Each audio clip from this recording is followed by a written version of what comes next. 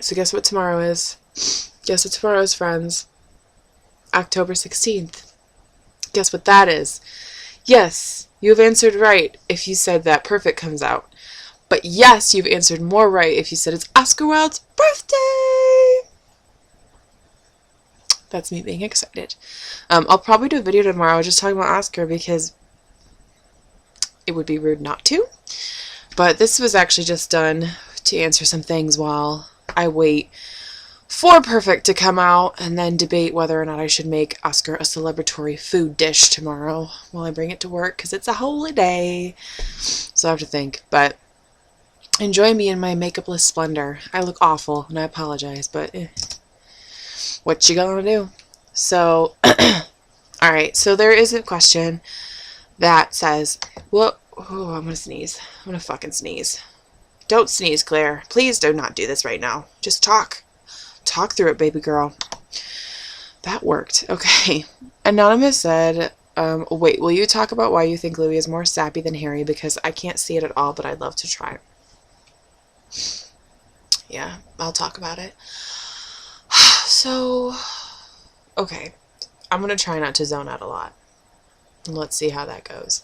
But the reason I think that Louis is more sappy than Harry is mostly from the evidence of interviews.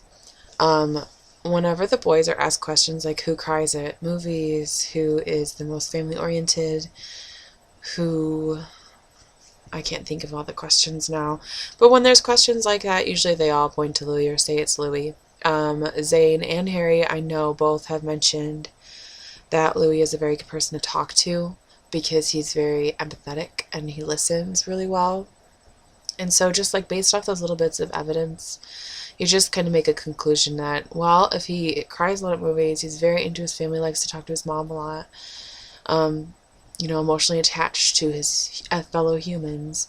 And then he also cares a lot about other people and listens to them when they're upset and is the first one that they think of to go to. Then I think that's probably a pretty good indicator that you're more, well, I don't know if sappy is the right word for that, but you're more in touch with your emotions, at least, seemingly. You think of Louis, too, as just being the oldest of a bunch of little siblings, little girls at that, you know, and oh, I love him. And you just sort of think that he's probably just got this adopted role of, happily adopted, I think, of just being in tune with human beings, you know, in the sensitive ways. And I think that's what makes him fascinating, too, is because he appears very loud and dominant and whatever, insert masculine, cool, laddie adjective there.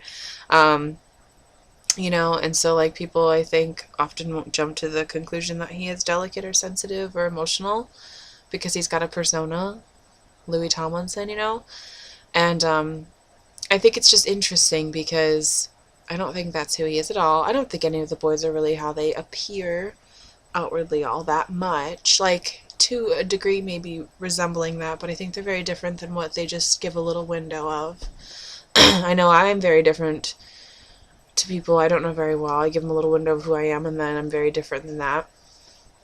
I think every human is like that, right? And especially in their kind of position, being very famous, I think it's intelligent. You kind of have to do that, even if you didn't want to, maybe sometimes. You just got to keep your private, famous life separate, you know? So, why am I babbling about this? I feel like I just went off on this weird tangent. But basically what I'm saying is, I just think that Louis has a wide spectrum of emotions, and I think that's why a lot of us are just so creepily obsessed with it. I know I've talked to Ainsley a lot about this, about, like, Louis is literally that onion. There's so many layers of him. And I think he's interesting because he gives the boys such a hard time. Let's use Liam as an example because he's our poster child of Louis' banter right now. And like Liam, he gives him such a hard time. He's always on his ass. He's just making fun of him and making shit of him, taking the piss out of him, you know, and laughing at him. But then also, just as quickly, he is very affectionate to Liam. He's very kind to Liam. They have such a buddy-buddy good connection, a really good solid friendship that, I don't know, I just think that says a lot about Louis right there. He's got the banter down, he's got the confidence, he's the one that talks to management or what have you, he's got that, like, in control group leader sort of dynamic thing going on, but then he also has this really tender side that's very gentle. And then you just look at things like, you know, when he said, like, the quote about your deepest love when he's talking about writing, and just like that phrase alone to me says a lot about like the way he thinks of things, the way he phrases things. To say something like the deepest loves, that was what came into his head, you know, that phrase. To me, that shows that he's got a large emotional spectrum, and the way he thinks about things is very emotional, you know. And just his romantic songs that he wrote to Harry, all that shit. I mean, look at his tattoos. He's clearly got a lot of emotional depth to him in the romance department, in the love department, in the family department, and everything.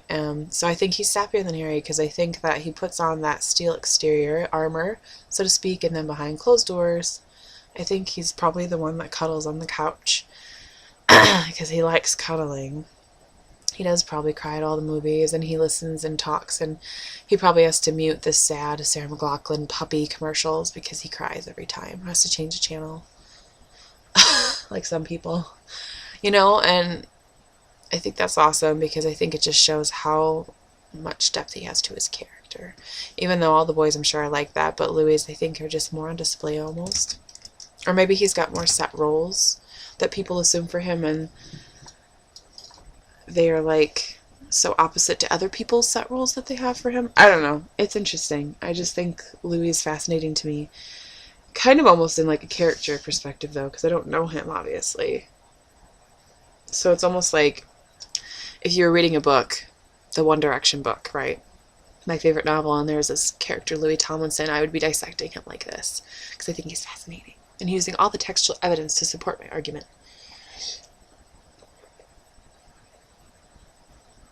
Fuck, I love water. I fucking love water.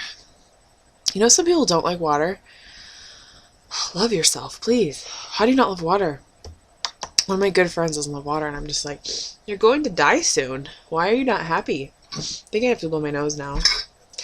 Oh God, so much happened at once. Alright, well, I'm going to blow my nose, and then I'm going to answer another question. I'm polite. I'm a lady. Alright. So your love for Louis is so important. I'm so glad you love him so much and know him so well and appreciate him for everything he is. And wow, I love Louis, and you? Oh, good. Me too. I love you. I love you. That was such a passionate little, like, husky, I love you, but I really do. You get me, and I get you. Claire, I just wanted to drop in and tell you I love and appreciate you much, because I realized I think about you throughout the day a lot, and you've influenced me on a lot of things. And I hope you're happy and warm, and you ate well enough today, okay? I hope you're good. Also, I feel a strong need to say Claire whenever I send you a message. It's a thing. And also, please make some vids this weekend, because I feel weekends should be celebrated and decorated with tea time with Claire vids. Okay, bye. Oh, this is clearly a while ago, wasn't it? Because today's like Thursday. Right? Yeah. I'm sorry. I'm sorry I didn't see this till now. You're so sweet. Oh, you're so cute. I just want to, like, touch your forehead kindly. I don't hug, but I'll touch your forehead kindly. I love you. That's very nice. Thanks. Seriously. You made me feel warm inside. Oh my goodness, can you write someday Harry the Boxer AU and Louis the Dealer or something dark? I don't know. All I write is dark. I can't write that dark. No. The way you say things is endearing, and the way you express this into words is fucking perfect and brilliant. I'm so grateful you exist, and I'm so happy I found you in AO 3 years ago. You guys make me cry. You're really nice. You guys are making me feel chipper. Thank you. Loving your videos. I took a moment to just, like, touch the air around my face. You're very pretty. You have a beautiful voice.